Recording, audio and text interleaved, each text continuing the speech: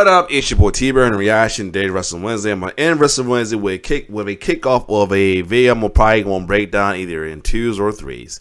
We're gonna check out something that has been going on with wrestling since the 80s, but became more prominent more around the late 90s and early 2000s.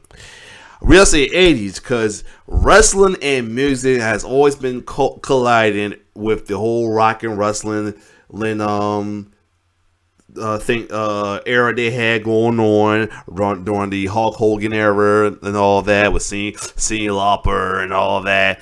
But later on, this one is talking about when rap and wrestling collide, a deep dive though. And rap and wrestling had always correlated as well too, to the point of even a rap version of WWE Aggression was like a rap version of well-known, iconic at the time WWE Attitude Era theme songs was performed by rappers. One of the top number ones was Method Man, The Rock. Well, the number one was Run DMC's D-Generation X, as well as Method Man's The Rock, as well as Ice-T, Pimp, Godfather theme, as well as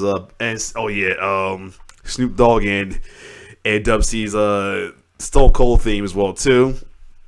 And then, of course, rock, and before you get back to rap, you got The Rock as well. Heavy metal has always been part of wrestling, no matter what, though, including their themes. But rap has always been part of it as well, too, and it continues to the point we have rappers being part of wrestling as well, too. We had Icy, Insane Clown Posse. We got Insane Clown Posse coming in, rolling with the oddities. You had No SP with the No Limit Soldier and WCW. You got Wale being a spokesperson for wrestling as well too. To the point of we have my homie West Side Gun, being in attendance every wrestling show, and his raps and most of his rap titles are reference to wrestling as well too. Rappers also making reference to wrestling as well too. Which they should have a with rap and wrestling thing going on about too, like rap and wrestling like they did with the anime as well too. And we even have rappers owning companies like Mass P. I think House of Glory is his company as well too, and many others. St. Cloud Posse got their Juggler wrestling company as well too, as well as musicians being authority of wrestling, such as Billy Corgan of the Pump or Smashing Pumpkins with NWA. And we continue to have rappers being part of wrestling as well too, with the newest faction with Swerve, what's his name again? Swerve faction, but with Rick Ross, something Mogul. Let's see what they call again. Mogul affiliates. Yep, the Mogul affiliates groups as well. And but other than that, let's check out one. The video itself is 43 minutes and 23 seconds long. But I'm gonna break it down possibly in like 2s or possibly 3s. So without further ado, let's check out when rap and wrestling collide, a deep dive in as well too. Let's get it.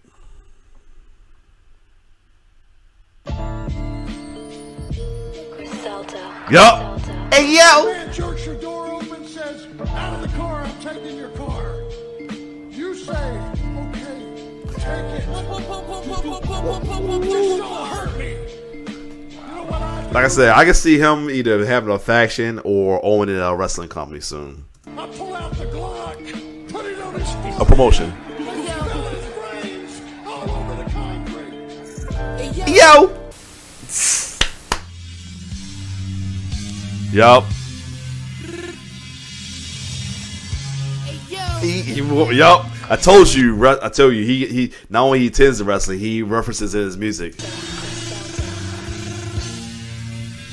Hey yo! That's my D right here.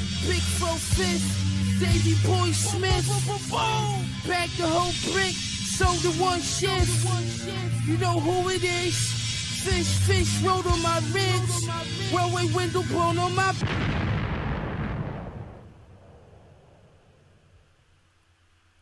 If you've been watching my channel for a while, then you would know that I'm a huge fan of two things: rap and the hip-hop culture, which is mainly what my YouTube channel is centered around, and professional wrestling. Two things that I got into as a kid. Oh yeah, and I mentioned John Cena. Got wrestling, and now I forgot to mention wrestlers with rap gimmicks, and that's been going on for a while too. As I got older, I thought, why not make a video about both of them for you guys today? So kick back and relax as I dive into the times that rap and hip-hop culture collided with professional wrestling. I like how who read it. Oh yeah, once again RIP Takeoff.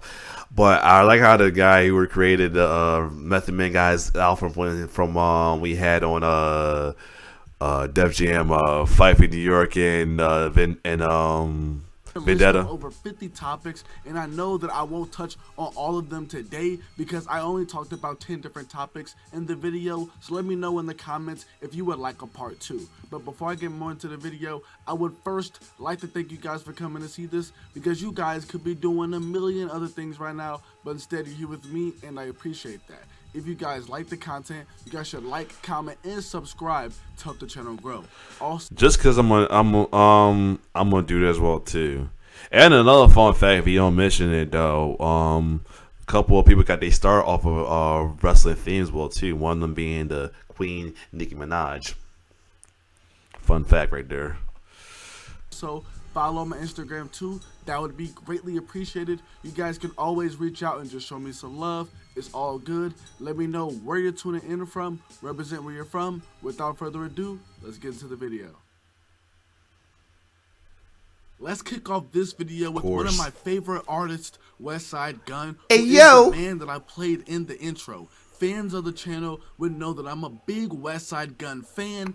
Fans, you already got screwed. See, if I heard, I subscribe you just cause, but I'm glad I did subscribe you, man. You're already my favorite person already, just for being a fan of him. He's a huge fan of professional wrestling. Facts. He has a project called Fourth Rope, which is a wrestling themed project with the titles of songs being wrestling related. Songs like SummerSlam '88, Ringside Rockin' Furs, Lex Luger, Vader, Perfect Plex, Dean Malenko, etc. On this project, there's even 2 skits with Ric Flair and Jimmy Hart doing. He got Master P and Westside Gunn. Oh shit. Fourth Rope would also be a company that Westside would start. In a now deleted Instagram post, the company was wrestling based, but he was incorporating art, fashion, and music. This included limited art prints, mixtapes. So he is thinking about it. That'd be awesome. He's been thinking about it. That's awesome. Toys, exclusive merch, and pop-ups. One of the first things to drop under this brand was a Mean Gene Okerlund tribute hoodie, which featured an original Mean Gene and but as far as music, Westside Gunn has wrestling references littered throughout his music beyond Fourth Rope. He drops a lot of wrestling bars where on his song No Vacancy, he raps that he'll slam you on your neck like Bruno Sammartino. On the song Derek Bowman, he raps that he skipped the Grammys 2 years straight to watch wrestling. And on his song Claiborne Kick, he raps that he hit the brick with the Claymore Kick. It doesn't stop there though, because he also has songs like Shawn vs. Flair, Super Kick Party, Sabu, Undertaker vs. Goldberg, John Cena, Bossface Brippler, RVD, WrestleMania 20, and Eddie Kingston, to name a few. He also has projects like Hall and Nash, which is an obvious reference to Scott Hall and Kevin Nash. Westside Gunn and his brother Conway the Machine refer to themselves as Hall and Nash and released the Hall and Nash mixtape in 2015. Just 2 years later, in 2017, Westside Gunn would drop a project titled Raw is Fly God, with the cover art being a picture of Westside Gunn and Razor Ramon's faces merged together. The title of the project being a reference to one of Chris Jericho's catchphrases, Raw is Jericho. Fly God being one of Westside's nicknames. But this love for wrestling landed Westside in some hot water though. In 2021, a now ex-WWE announcer threatened legal action against Westside Gunn for sampling his voice. At the beginning of this year, the official Griselda Records Instagram account, which Westside founded, posted a screenshot of their YouTube copyright strikes from WWE for the songs Claiborne Kick, The Hurt Business, French Toast, and wow. These songs contain snippets of WWE audio and interviews. Westside definitely felt a type of way about this. I would too. Like, I mean, I understand that, but ain't that serious, man. But whatever. But it's legal, but it's serious legal wise. But and I know that he's talked about feeling underappreciated by companies like the WWE and AEW. You can catch him in the front row at a lot of events and always supporting, but at one point he felt like they showed him no love. AEW has definitely shown him some love, especially recently with Westside performing the Griselda song Dr. Birds during Daniel Garcia's entrance, with both of their hometowns being Buffalo, New York, where the performance happened. This was truly a great sight to see, but this wouldn't be the only thing that he did this year in pro wrestling, because also this year he would sign Parker Boudreaux, formerly Harland in the WWE, to his Fourth Rope venture.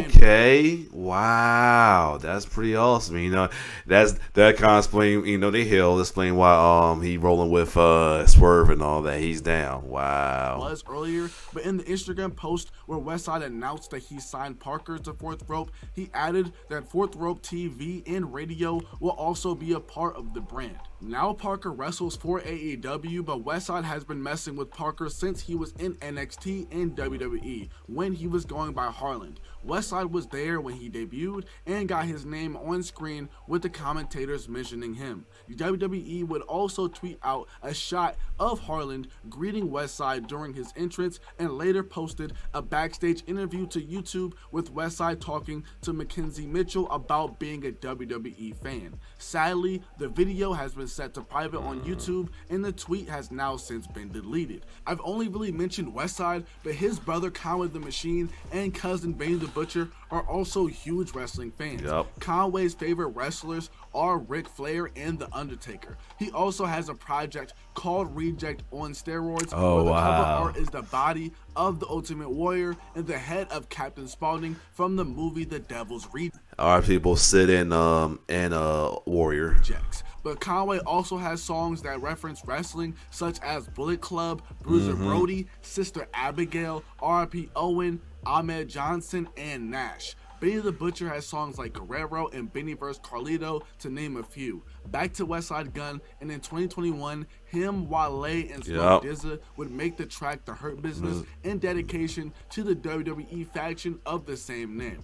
There would be a remix to the Hurt Business song where MVP, who's in the Hurt Business faction, is on the song. Something that I didn't know before doing this video is that in 2021, Westside Gunn would pay for an aspiring wrestler's wrestling school fees. Whoa! Littlefoot was the wrestler. I'm sorry, I said whoa, that's awesome, but let me see what the wrestler were. Wow. Where MVP, who's in the Hurt Business faction, is on the song. Something that I didn't know before doing this video is that in 2021, Westside Gunn would pay for an aspiring wrestler's wrestling school fees. Alexis Littlefoot was the wrestler, and she was selling t-shirts in an effort to raise funds and pay the balance of her tuition. She needed $500 to pay off her school, and the month before Westside Gunn paid it off, she debated about dropping out because she couldn't afford it. He would pay it off for her, which I think is really dope. That's awesome. I could go on and on about Westside Gunn, but the last thing I'm already as a fan of Westside Gunn, but I'm a bigger fan to watching that, man. Hearing that, man. Wow. I want to mention is how in 2019 he got involved in House of Glory, aka Hog Wrestling. He would go to the shows and he started building and forming a relationship with the people there. They could see his loyalty and he wanted to take things to the next level, and Fourth Rope became the designer of all merchandise for Hog. 2019 would Yep. also be Here we the go. year that Master P would get involved in House of Glory Wrestling. The company would be struggling, but that's when Master P stepped in. But then in 2020, we know that, you know, COVID kind of messed up a lot of things. But back in 2021, the company would have a successful event called House of Glory Born Again, which had the main event of Will Ospreay and Amazing Red. This event was advertised in Times Square in New York, which was a big deal. I'm not really familiar with independent wrestling, especially nowadays, so someone can let me know in the comments on where the House of Glory promotion lies today. Actually, I can tell you that right now. They got a YouTube channel. Check it out, bro. Independent wrestling. You know, I've been trying to find time to watch it. I hate like jumping into it and not know what's going on. But yeah, it's on YouTube, bro. But this involvement with House of Glory wouldn't be Master P's first time. Of course, you getting already into know. Wrestling. In 1999, he would get involved with WCW. To add context for those who aren't familiar with Master P, you have to understand that just a year before, in 1998, the man was the hottest thing smoking. Facts. Him and his record label, No Limit Records, dropped over 20 albums that made an estimated $200 million altogether. What was supposed to be his last album at the time, MP The Last Don, was #1 on the Billboard 200 charts, selling almost 500,000 copies in its first week. By the end of 1998, the album was quadruple platinum, which means it sold over 4 million records. Mind you, he did this all independently. Yes. Movies was another big thing that he did this year, with him releasing I Got the Hookup, which is a classic and nearly tripled its budget at the box office. This year alone, he reportedly made over $50 million and even tried to play in the NBA. Master P was truly the dude around this time. How him and WCW got into business together is through Kevin Nash, who I know at one point was the head booker and lead of the creative team in WCW. He was booking around this time because Conan, who ended up working with Master P in WCW, said that it was hard for a white booker to book a gangster rap group from New Orleans. This idea of Master P coming to WCW came from Kevin Nash and was presented to Eric Bischoff, who was the senior vice president of WCW at the time. Why Master P was even interested in doing anything with WCW is largely in part to his at the time bodyguard Big Swole. According to Big Swole, he used to wrestle in the early 90s for New Japan Pro Wrestling. Oh, okay. He would be trained by Brad Riggins, who trained people like JBL, Brock Lesnar, Vader, Rick Steiner, and the list goes on. It would be Big Swole's idea to get him and Master P into wrestling, and he made some sort of phone call to Brad Riggins, who called Kurt Hennig, who then called WCW. I'm assuming this got relayed to Kevin Nash. Negotiations would begin between WCW and people at No Limit. WCW would ask Big Swole who he wanted to be a part of his group, and he would say New Jack, but they said no. Because they deemed New Jack to be a liability. Yep. I mean, much as New Jack's the shit, at the time, that man was crazy as fuck. I do not blame him for that at all. I do not blame him. New Jack has spoke on this and confirmed this part by saying that Kevin Nash, who was on the booking committee, nixed the idea of New Jack being a part of the No Limit Soldiers. New Jack would confront Kevin Nash about this. According to Master P, he would sign on to do 2 wrestling matches and was reportedly paid $2 million.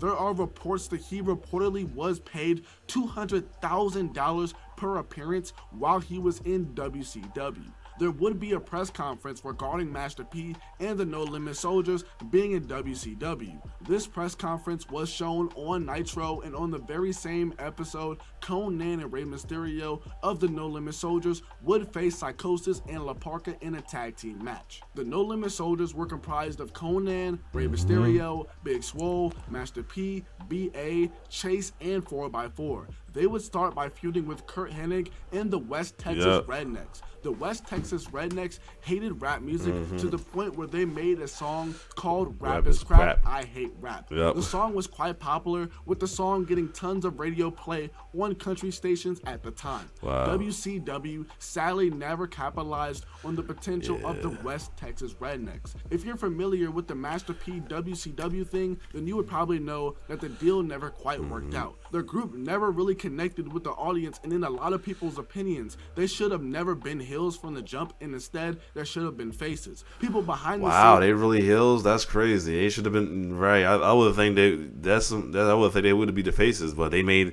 Yeah, that's stupid. That's one of them backwards ass moments, like right there. Why would you make? Yeah, the guys who they rap as Quack as the face and they're the heels. That didn't sound right at all. Also felt a type of way because besides people like Conan and Rey Mysterio, the others in the No Limit Soldiers were relatively unexperienced wrestlers, and they were making more than people like Curt Hennig, Bobby Duncombe Jr., and Barry Windham. BA is short for Brad Armstrong, and he was experienced, with him coming from the legendary Armstrong wrestling family. His dad is WWE Hall of Famer Bob Armstrong, and his brother is WWE Hall of Famer Road Dogg, for those who don't know. Probably the most hilarious part of this story is that before the Bash at the Beach pay-per-view, where the No Limit Soldiers went on to face the West Texas Rednecks, Master P would call Big Swole, and he was irate. Dusty Rhodes had felt like the No Limit Soldiers were becoming heels when they were really faces. Due to this, he wanted the West Texas Rednecks to beat up the No Limit Soldiers to get their heel heat back. On the phone call between Master Okay, so there were faces, but they was about to get pushed as heels because of how unpopular it was, which sucks right there. Dag.